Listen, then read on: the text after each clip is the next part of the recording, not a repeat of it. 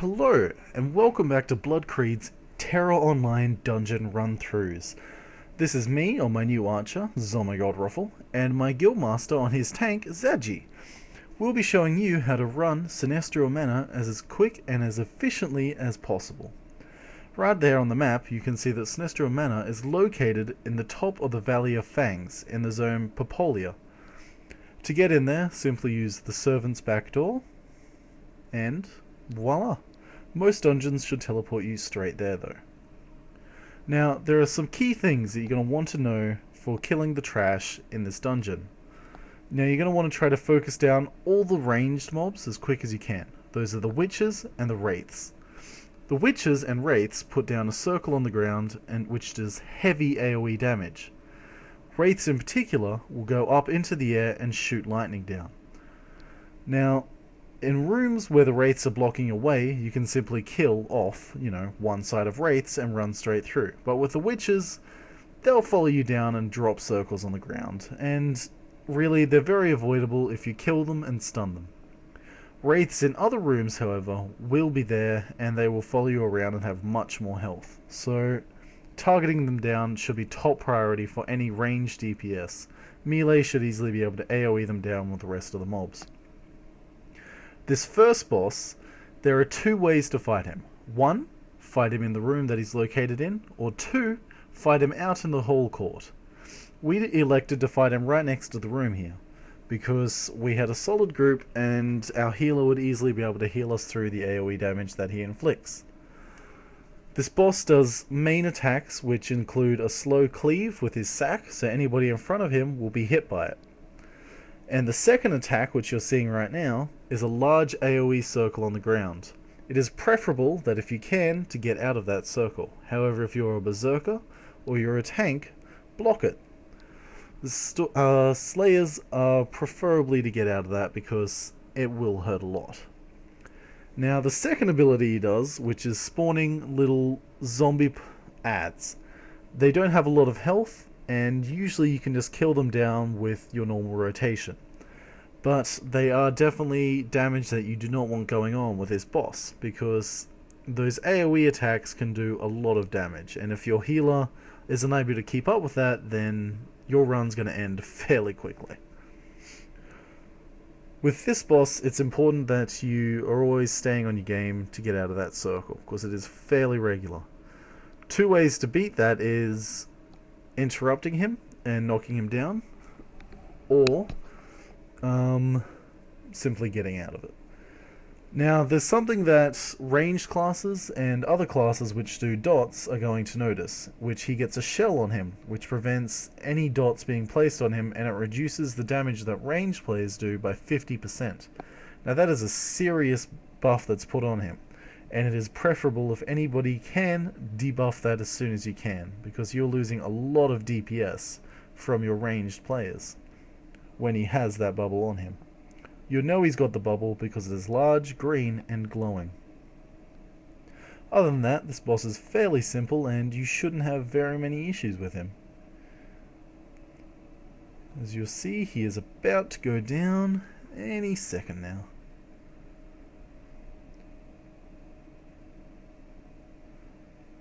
And down he goes. Now, following through the trash for the next room before the next boss, because he is right in the room adjacent to this boss, it's fairly simple. Just kill the ranged and the wraiths as you're going through.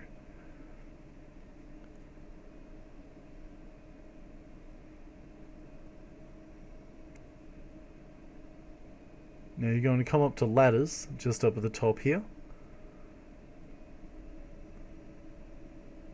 Straight through in the next room. Make sure you clear as much of the trash as you can now.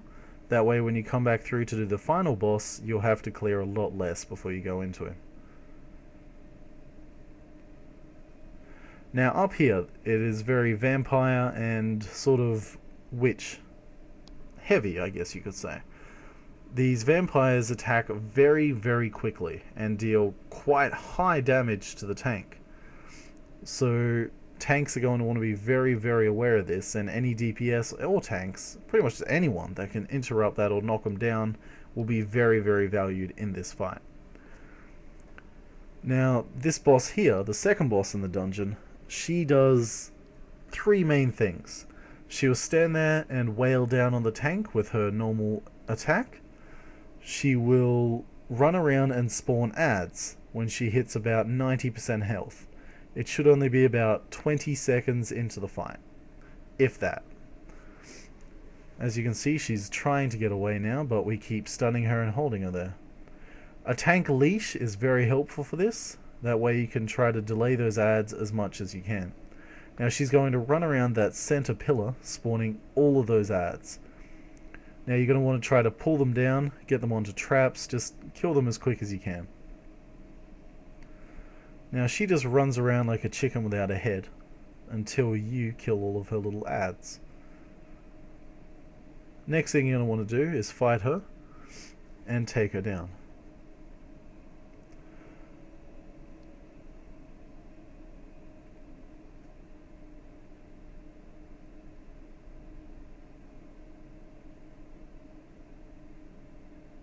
She's a very simple boss for this dungeon anyway.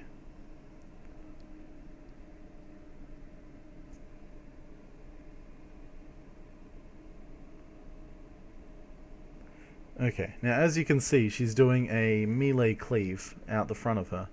So any melee DPS will be wanting to make sure that they are standing behind her, because that can do a lot of damage with this boss.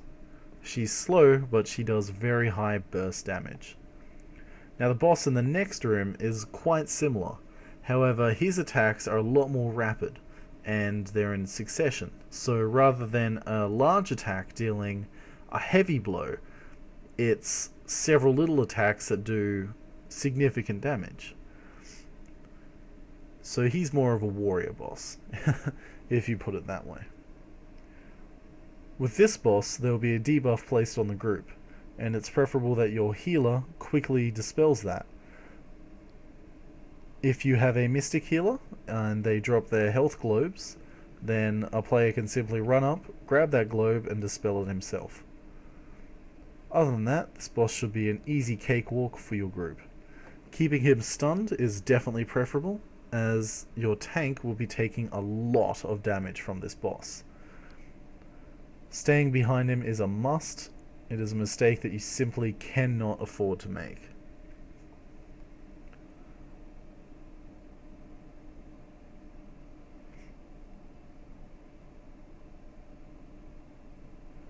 This boss also has a high tendency to knock over your tank, so all tanks will want to be aware of that.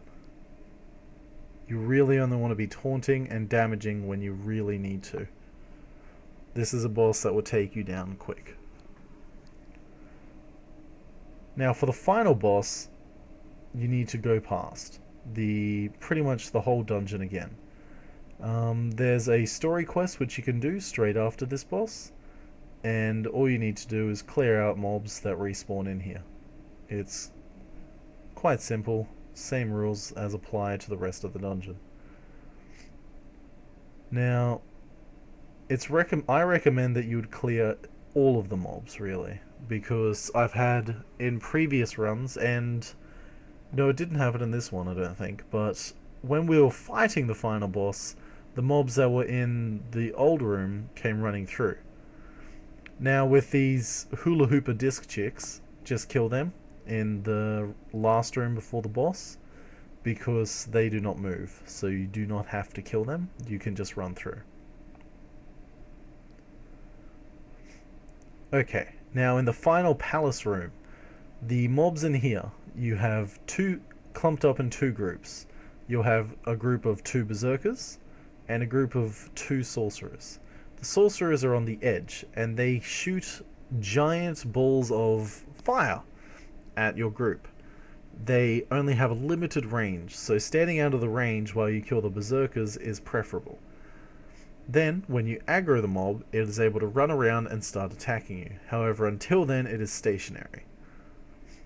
As you can see, there are fireballs being shot, and they are fairly avoidable. So what you're going to do is you're going to power down the melee, and then power down the range. And then you power down the melee, and then you power down the range. It's simple rinse and repeat until you're down to the final 4 mobs.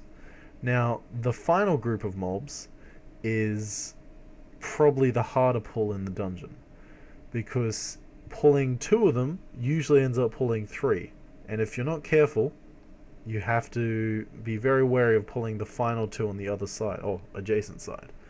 So when you pull them, try to pull the one closest to the wall on the side that you're trying to kill. So if you aim for the left mobs first, kill the mob on the left, and the mobs on the right, kill the mobs on the right. With this boss, you can fight him either in that room, or you can drag him out into the room just before the boss. The room just before the boss is the one that we chose, because when you fight him in here, the ads that he spawns cannot actually get to you, and that will be demonstrated in here in this run. This boss has a ranged attack, which he spits on the ground, and it damages the target that he's aiming at and all targets around that target. He has a melee cleave, which does high damage to all targets in front of the boss, and he has a 180 melee strike, which he spins around and does damage to all targets that he spins around. So if you're in melee range, you will take a claw to the face. This is easily avoidable by when he flashes to do a special move, he would flash and spin. Now, as you can see, he tried to run away then, but our tank leashed him. That is another way to stop him from spawning the ads, and what your tank must do if you're fighting him in the actual room. So, if you're fighting him in the palace room, then you need to stun him, you need to leash him, you need to stop him from running to grab those spawns. It is not a hard thing to do, but a simple mishap can cause those spawns to come into your group. Those ads that he spawns, although not the most dangerous thing in the game, if left to run rampant, they will quickly kill your group. They have low health, but deal out anywhere between 1,500 to 2,500 damage every hit, and there are 3 to 4 of them that spawn per call. So they can do rapid damage very fast.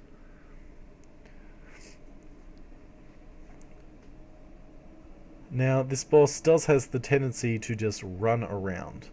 As you're seeing right now, he'll jump backward and he'll do special claw attacks straight into the ground, knocking down players and basically causing a lot of grief. There's a debuff placed on players which reduces the damage that they do, and it increases damage that they take. If that can be debuffed, debuff it immediately.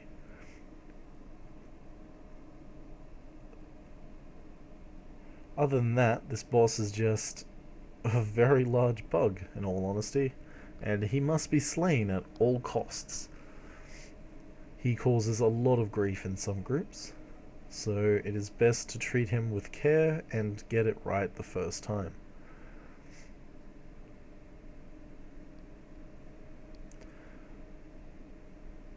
The easiest method is the method that we're currently doing, which is fighting him up against a wall. As you can see, the boss got away that time, none of us were able to stun him, so he ran away. Now, this isn't the biggest problem in here. It's actually can be quite helpful when your group's on low health. If he goes to run away, it's more advantageous to let him run away for a little while and not be doing that damage before the enrage, and be able to heal up the group.